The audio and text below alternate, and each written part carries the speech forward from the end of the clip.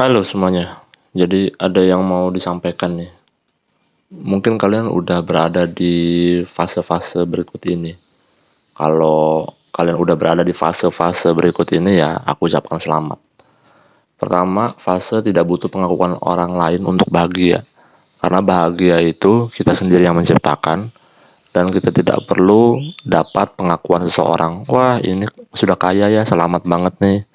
Dari orang lain nggak mungkin, nggak harus ya. Nggak harus, dan kita tuh juga bagi yang orang-orang sudah sukses ya nggak butuh sebenarnya pengakuan dari orang lain, karena kita sendiri yang mengetahui kita ini udah sukses atau belum kayak gitu. Kita sendiri yang menetapkan indikatornya ada 5, 4 atau 7 ya terserah lah, tapi yang jelas indikatornya harus ditetapkan terlebih dahulu, baru kita tidak membutuhkan tuh yang namanya pengakuan orang lain, apakah apakah kita sudah bahagia atau enggak. Nggak perlu kayak gitu, karena ya kita sendiri sebenarnya yang mengetahui rasa cipta karya kita, apa yang selama ini dikerjakan, entah itu pekerjaan, entahpun itu hubungan baik dengan siapapun. Nah, itu kita sendiri yang mengetahui indikatornya seperti apa. Tetapi kalau dirasa indikatornya itu belum sempurna, ya kita harus tanya, baca buku, baca koran, baca majalah yang berbicara soal terkait itu, tentang kebahagiaan dunia akhirat itu seperti apa. Apabila kalau disambungkan dengan agama ya lebih terbantu lagi. Karena apa ya? Karena kita mengetahui indikator-indikatornya seperti itu. Bahkan kalau di agama Islam sendiri ya jelas banget kehidupan bahagia di dunia dan akhirat itu kalau kita semakin meningkatkan iman dan takwa kepada Allah, meningkatkan kualitas ibadah kita dan selalu mendekatkan diri kepada Allah. Itu baru kunci sukses bahagia.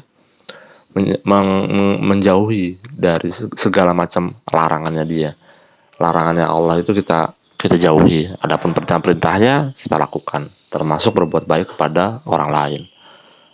Kalau kita memakai tuntunan agama untuk proses kita menuju kebahagiaan dunia dan akhirat, itu bahagianya seperti apa? Ya kita nggak usah perlu penilaian orang lain. Karena penilaian orang lain itu bisa jadi tidak sesuai dengan apa yang kita harapkan.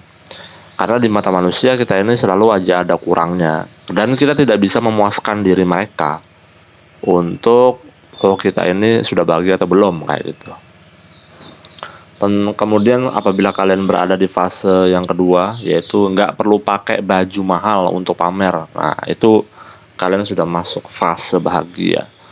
Karena masih banyak sih di Indonesia ini patokannya kebahagiaan itu kalau dia bisa pamer, dia bisa hedon dan memperkenalkan dirinya bahwa aku pernah pakai baju mahal, kemudian sekaligus pamer. Nah itu kan flexing yang ibarat kata kayak cupu banget lah. Padahal mereka tuh orang-orang yang baru kelakuan seperti itu nggak tahu sih sebenarnya bahwa ada juga orang kaya di Indonesia yang luar biasa humble, yang sederhana, pakai sarungan, bakso di tengah jalan, di pinggir-pinggir jalan, di warung kaki lima. Dia sangat menikmati kenyamanan bakso yang dibuat oleh tangan-tangan rakyat biasa. Nah itu, karena agak khawatir juga sih untuk kelakuan zaman sekarang, apalagi media-media sosial sekarang itu ada TikTok, Instagram, Facebook, kemudian macam-macam lah. Mereka berlomba-lomba untuk memperlihatkan baju mahal, mobil mahal, rumah baru yang mahal. Sebenarnya nggak perlu sih itu. Kemudian kalau kalian berada di fase ini, kalian pasti akan merasakan bahagia, yaitu nggak perlu nongkrong di kafe untuk kelihatan keren.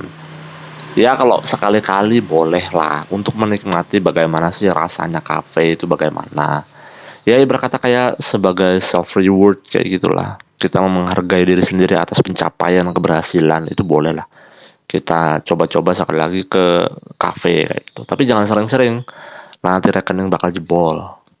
Nah itu yang aku sampaikan ya, perlu banget nih untuk pemberian informasi-informasi penting seperti ini kepada anak-anak muda. Karena aku yakin anak-anak muda zaman sekarang mulai dari TK sampai umur 17 tahun nggak ada, bahkan hampir sedikit ya orang-orang yang diberikan pendidikan finansial, pendidikan pandangan hidup, agar berperilaku sederhana. Karena aku lihat banyak sekarang itu di media sosial, waduh, macam-macam dah kelakuannya. Ada yang pamer, ada yang bergaya hedon, ada yang pamer ini dan itu, ada juga yang nendang kepala anak di bawah umur, sampai anak di bawah umurnya itu koma, sampai sekarang masih sakit, dan yang nendang masuk penjara, ayahnya itu jatuh, dipecat dari kementerian, dari pekerjaannya, ya aduh macam-macam. Kemudian nih, yang kalau kalian sudah berada di fase ini, berbahagialah ketika kalian nggak ambil hati kalau ada yang ngomong nyakitin. Ya, kembali lagi, penilaian orang itu tidak penting. Tapi dipikir-pikir dulu ya, kalau seseorang bilang A, B, dan C, kira-kira ada benarnya nggak? Kalau ada benarnya, jadikan itu motivasi kehidupan dan jangan dimusuhi orang yang ngomongin kita. Entah itu ngomongin di belakang maupun di depan kita. Itu jangan dibales dengan cara-cara yang tidak baik, jangan. Kenapa? Kenapa kita nggak boleh ambil hati kalau ada yang ngomong nyakitin? Ya untuk apa ngeladeni mereka? Ya jatuhnya nanti kita sendiri yang akan sakit, repot, kepikiran. Akhirnya kita tidak produktivitas lagi. Akhirnya uang kita sedikit, sebenarnya bisa kita mendapatkan uang yang sangat banyak kalau kita tidak meladeni. Karena kalau meladeni orang yang ngomong nyakitin kita, itu ibarat kata kita itu mengeluarkan tenaga, waktu, pikiran untuk meladeni dia. Dan orang yang nyakitin kita itu begitu puas menyakitin orang. Nah, lebih baik ya kita doakan. Ya, memang kita harus pakai sebagian kita harus memakai caranya malaikat ya, caranya nabi ya. Nah, karena kalau kita praktekkan hal tersebut ya itu dampak positifnya kepada diri kita sendiri.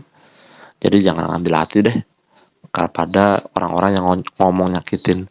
Tetapi kita harus memiliki ketegasan juga, jangan sampai mau diinjak-injak. Kalau kita benar dan dia mengatakan salah dan masuk kategori fitnah, sampaikan kepada umum bahwa saya tidak melakukan itu. Buktinya apa? Ini. Tolong jangan percaya dia. Udah selesai.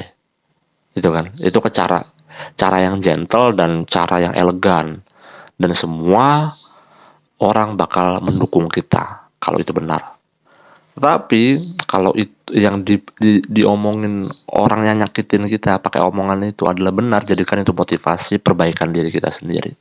Ya ini juga pelajaran buat aku pribadi, makanya aku buat konten ini untuk menasehati diri sendiri sih. Karena itu adalah salah satu kecerdasan interpersonal dan intrapersonal.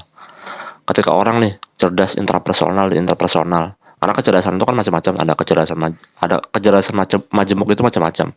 Ada kecerdasan intrapersonal, kemudian ada yang ya, kecerdasan jasmani, dia suka olahraga, ada juga kecerdasan tentang visual, macam-macam kecerdasan itu. Nah makanya aku bikin konten ini untuk menasehati diri sendiri. Kalau sewaktu-waktu aku jatuh, hilang semangat, aku bisa mendengarkan diri aku sendiri, rekaman diri aku sendiri gitu.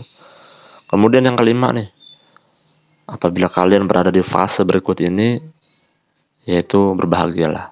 Gak perlu pujian orang lain untuk merasa berharga. Wah ini penting banget. Kenapa demikian?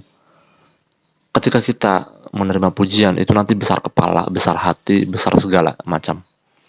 Hingga akhirnya kita lupa produktivitas kembali. Akhirnya kita nanti sombong.